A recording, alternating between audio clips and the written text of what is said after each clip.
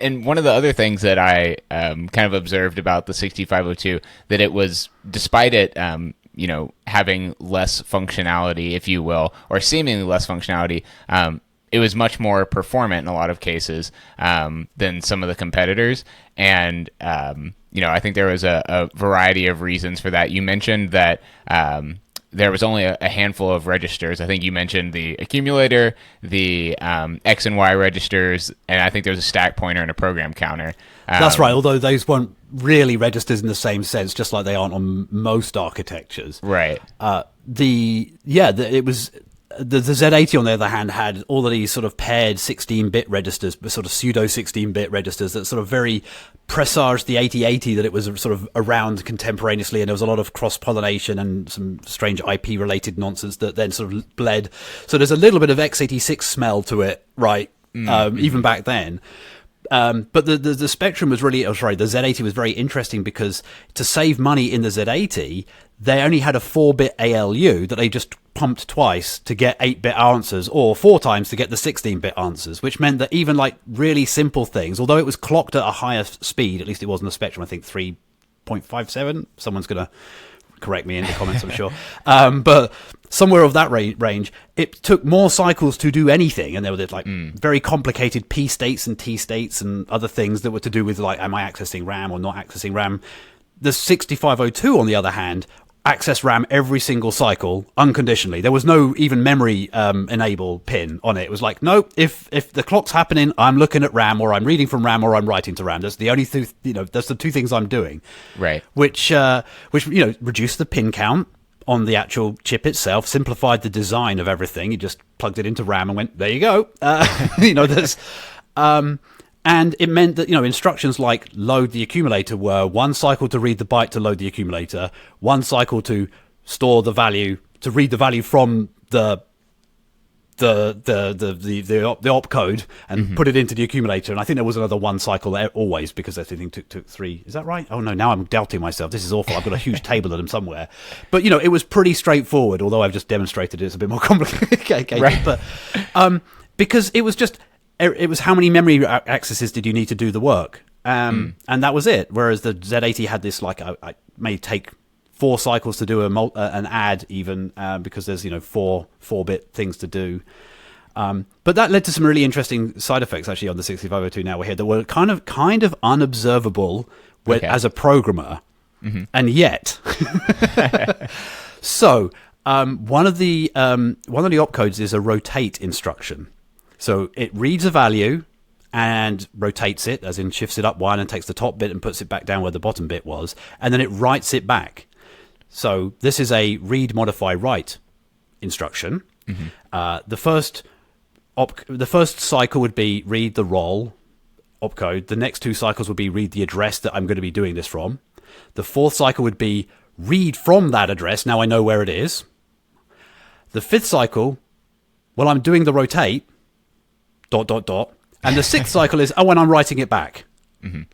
But as I've said, there is no memory enable disable pin. So what's it doing on that 5th cycle? It's accessing something. It's doing something with the RAM. So what is it doing? And again, it wouldn't matter, right? As long as it's not destroying anything, presumably whatever it's going to do is it's going to write the correct piece of information at the end. But it could reasonably just read the same value twice, maybe. Maybe it could write to some dummy location, or it could read some dummy location, or whatever. But it turns out it actually writes back the unmodified value. Effectively, the little table in the ALU, not in the ALU, in the what do they call it? Not the ULA. There's like a little array of, like, it's not quite microcode. It's just like on step 3 of instruction 5, then the PLA and the PLA. Thank you. Yep. Yes. Thank you. I knew that it's one of those 3-letter acronyms that I can't remember. Right. But on that 5th cycle, they just said, well, we might as well start the write operation, even though it doesn't do anything, because we're going to write something, and then on the 6th cycle we're going to write the correct value anyway. So on the 5th cycle it redundantly wrote the value it just read, and on the 6th cycle it wrote the correct value. And you think, again, totally unobservable. Why would you care? Except lots of hardware was memory mapped in those days, as it is now, in fact, right? And that meant that reading and writing to memory sometimes had a side effect. Right. And so nobody would choose to do this, really. But if you are, for example, making a game and you want to make sure no one can copy your game, or no one can at least, hack it to put extra lives or cheats or whatever into it, what you might reasonably do is encrypt your game and then write the decryption routine and have the decryption routine like decrypt the code that's immediately after it, and then run into it. Like as in the last instruction of the decryption routine, the next thing after that is the first byte of the thing it decoded. Right. There's no breakpoints on these machines. There's nothing like that. There are like registers you can set that say, if we get interrupted, reset the machine and wipe RAM. So like I could, once it's got to that point, it's a one-way street. The only thing I can do is reset the computer after that. But I can play the game, right? But it means I can't get into it and look at it and hack it or anything like that. But obviously, if you can see the instructions that do the decoding, because you can load it off the disk yourself, you can just do yourself what those instructions did, either by copying them somewhere else and running them, and then running the decoding, and then maybe saving it before you run to the decrypted game, and now you've got a decrypted version of the game. And so there was a cat and mouse game in the early 90s about this kind of stuff, and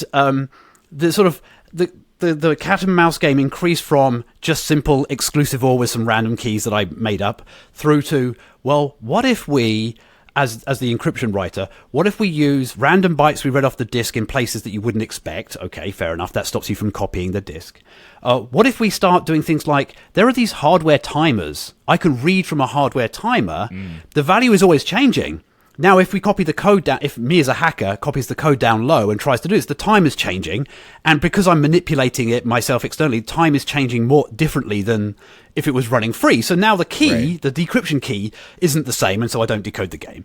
But there are ways and means of stopping the timers and then rewinding them back exactly the right amount and then carrying on and stopping them again and rewinding them and all this kind of nonsense.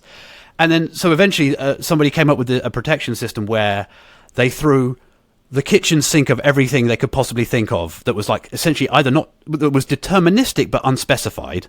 One of the things was things like rotating some of these timers. If you rotate the timer, then obviously reading or writing to a timer has a side effect of setting and resetting it. And this roll was one of the many things that there was done that would cause this weird behavior that no one would have known. And in fact, many years later, we tracked down the person who wrote this protection system and said, how did you know all this stuff? Right. Because, all these things fed into the key, and, things like enabling interrupts and then having these timers make the interrupts go off, and then the interrupt deliberately corrupting registers so the decryption routine would actually return in a specified place with a different accumulator value than when it's like, who would do such a thing? And we're like, well, how did you know what it was going to do? And he said, I didn't. I just knew it was deterministic. And we're like, but then how did you encrypt this? How did you have this depth of knowledge and whatever? He said, well, I desoldered the chips off of the board. I disabled the functionality that wipes the memory when it breaks. When it hits the end, and through some clever tricks, which I won't go into now, as we've already been talking about this for 10 minutes. But he found a series of decryption, or rather, sort of I suppose it is decryption things, which formed a ring of cycle 255, and so he painstakingly did this 255 times and then saved the penultimate one, and that was the one that went to the fabrication factory. And he still doesn't understand how it was. Now, I shall tell you now why I know this, which perhaps will segue in, or we can go back. And this is because many years later, well, first of all, I tried to hack that game as a kid, and I failed. And it was my friend Richard and I wrote a 6502 simulator in 6502 to try and simulate it perfectly in order to decode the stupid thing, and we failed. But fast forward 20 years, and I wanted to write an emulator for my beloved BBC Micro, and in order to just run the game, not try to decrypt it, just to run it normally, I had to solve all of those problems and really understand at the lowest level what's going on. So I can tell you that the fifth cycle of a roll writes the uninitialized value back, and I know why, because I simulate it in the emulator in order to have this work. And in fact, the protection system is now one of the unit tests of my emulator. It's like, does it decode? Yes, good. Right, where you go. Right. So anyway, that was a huge derailment. No, that was great. I've looked through your emulator a little bit, and actually was poking at some of your unit tests because I was curious about one of the other attributes of the 6502, which is documented behavior, it turns out, and that is the zero-page addressing mode, which I thought was, I don't know if this was common at that time, but it was. I don't think it was. Thing. Yeah. I think it was the only way for it to have pointers, because as we've discussed, we had an A register, an X register, and a Y register, and those were all 8-bit registers, unlike the Z80 with its paired HL, DE, BC, AF registers. The 6502 didn't have 16-bit registers, but you could indirect through a pair of memory locations in the zero page, as you say. So the first 256 bytes of RAM was just still normal RAM. It wasn't cache, it wasn't special, it was still out in the on the board. But the opcodes that accessed it could, first of all, they only needed 1 byte. If the opcode said, hey, I'm a zero-page opcode, then there was only 1 byte for the address. And the second, there were several indirect instructions that would operate through a pair of zero-page addresses, and treat it as a 16-bit address to then read from somewhere else. So it's almost like you had 128 16-bit registers available to you, which was really quite a powerful concept. And some of the more exotic architectures these days that have like belt computers or like register files that spill, there's a sort of flavor of that. There isn't any way of like offsetting the zero page. You could use the X register to actually offset into the zero page, but that was very uncommon. You know, it was essentially like you had to very carefully allocate your zero page if you're writing a game, and you're like, well, the operating system, such as it is, still writes to this in an NMI routine, so I have to like leave those ones alone. But I can, if I page the ROMs out from the basic and then disable interrupts, then I can use 4.0 through 4F or whatever it is, you know, and somehow you could get some memory in the zero page. And yeah, I think it was a really interesting and innovative way. And again, it's very simplistic, right? It's not traditionally RISC-E because it's not like load store. Right. I mean, like there were instructions that would do these read, modify, writes, and things like that. But it was a really simple set of very straightforward concepts that were used to build all of the rest of the instructions. And I think that's sort of what I think of as being risky, even though that, yeah, as I say, there's not strictly load store.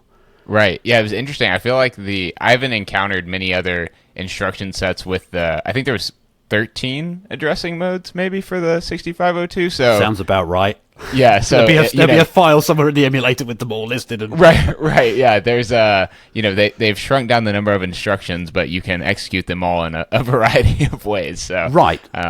Yeah, and it wasn't as beautiful as some of the later things that were inspired by it in terms of the way it was laid out. So you couldn't mix and match them arbitrarily, but you could do most things in most ways. You know, that was kind of a nice thing. But yeah,